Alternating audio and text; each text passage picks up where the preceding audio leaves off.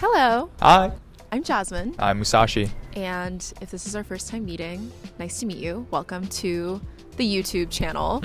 We asked you guys on Instagram and YouTube what questions you have for us, so we figured we would answer them while taking you around New York. So let's do it. Let's go.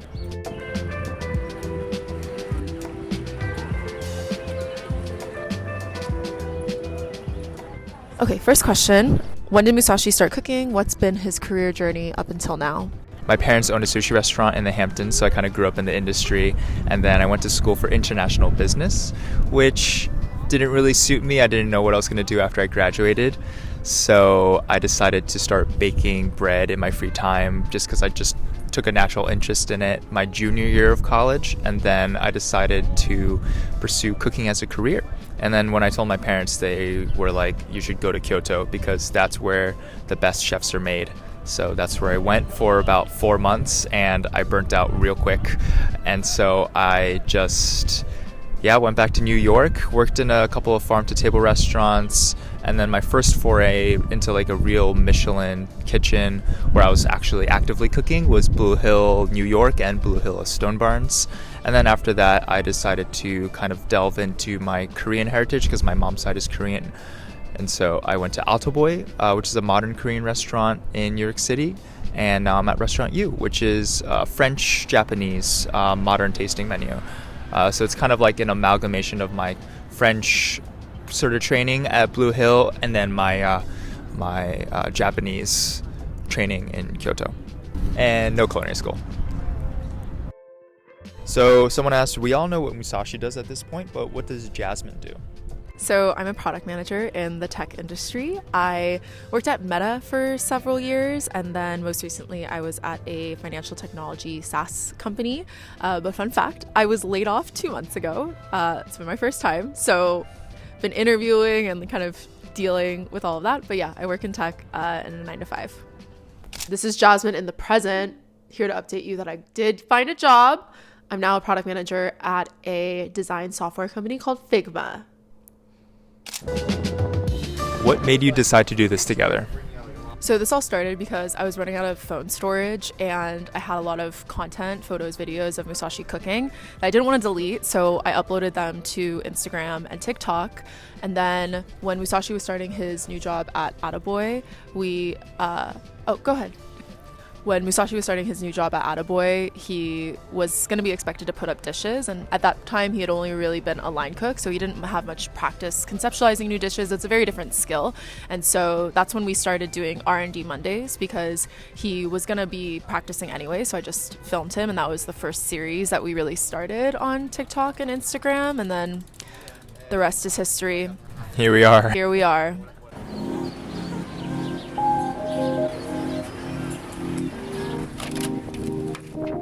Musashi, where do you see yourself in 5 years? What's your lifelong goal, restaurant, write a cookbook, etc.?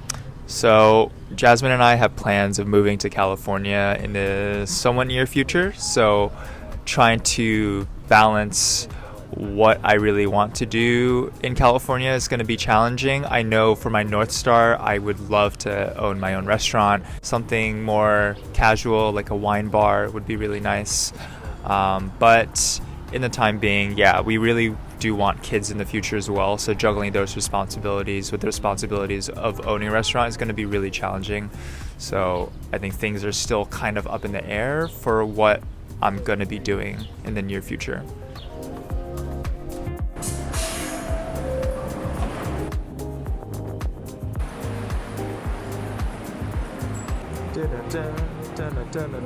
What advice do you have for newbies in the industry? I would say keep your head down and do the work as fast and as clean as possible. My chef in Kyoto would tell me that every day you should be getting a little faster and a little cleaner with everything that you do, whether that's just chopping chives or making a sauce. I would even time myself doing mise en place, so my first day it would take me 30 minutes and then the next day I would try to cut it to like 25 or 20 minutes. And then you're able to take on more responsibility and be trusted with more things, and then that's how you grow your rank to a chef de partie or even a sous chef. And also try not to take feedback personally. I think it's really important to just hear the errors that you're making and to fix it as quickly as possible, because there will be a lot of them. I've made so many mistakes. Just keep pushing. What's Musashi's inspiration and philosophy for cooking food? I think for me, it's always about seasonality. That kind of goes without saying for most chefs, but for me, it's really checking the markets every Saturday near me and seeing what's kind of cropping up. I always try to inject a lot of umami and texture into my food. I think that's super important.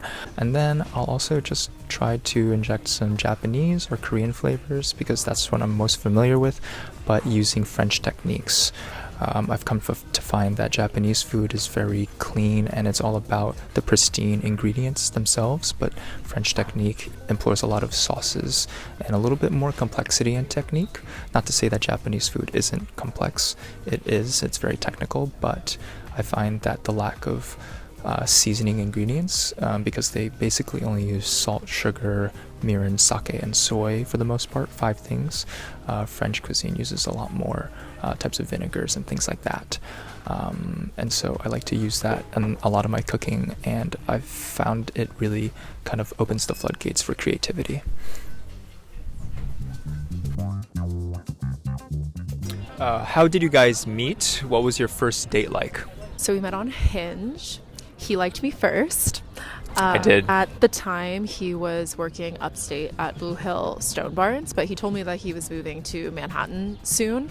And because of his schedule, we couldn't really go on a date until basically like a week and a half after we had started matching.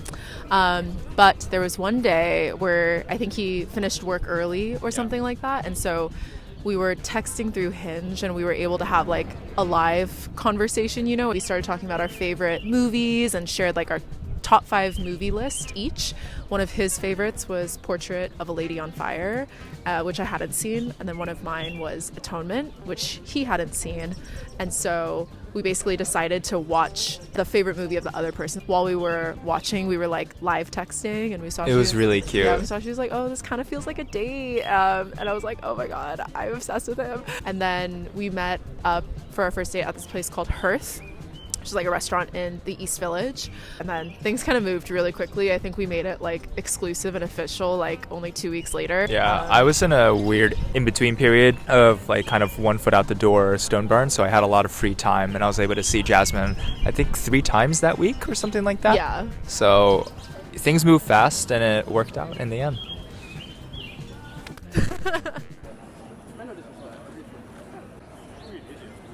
Jasmine, what did you eat before you met Musashi?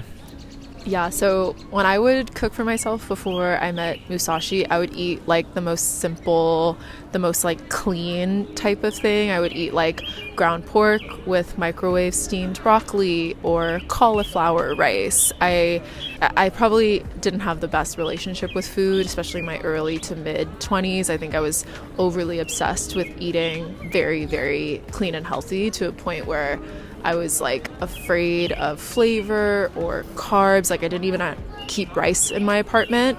Anyways, I didn't have the best relationship, and I was actually, when I started dating him, I was a little scared, just because I think I had this fear of like what regularly eating kind of less clean food would do to me. But I think in a lot of ways he's shown me to enjoy food as nourishment, and so I think in a lot of ways being with him has healed my relationship with food.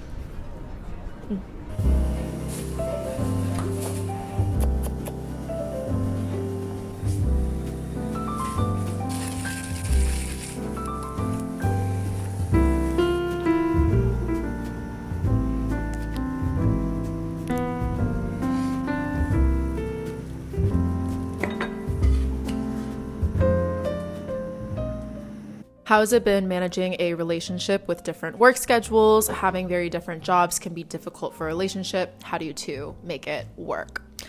It's definitely interesting. When he was at Attaboy, the restaurant was open 7 days a week, and so his days off were sporadic, and they varied every like week basically. So some days it's Tuesday, Friday, other days it's Wednesday, Saturday, Monday, Tuesday. And so it basically made getting into any sense of a routine between the two of us, or even doing like a weekend trip, basically impossible. Now at Restaurant U, he has Sunday, Monday consistently off, and that's nice because I work a 9 to 5, so we at least have one day of overlap, which is Sunday. And that's generally like a pretty important day for us. The other thing is, yeah, it's sometimes sad when I'm hanging out with friends Friday, Saturday, and like, you know, for my friends who are coupled up, it's like, oh, I wish my partner was there spending time with me. But at the same time, like, it's a forcing function for me to also maintain my independence, which I think is important in relationships. And then I think in terms of how we do make it work, I think the most important thing is just being present and enjoying the time that we do have, because that's really all we can do. What is your favorite thing about each other? I'll go first. I think, well, there's two things. Your relentless pursuit for perfection and your work ethic is insane and really admirable.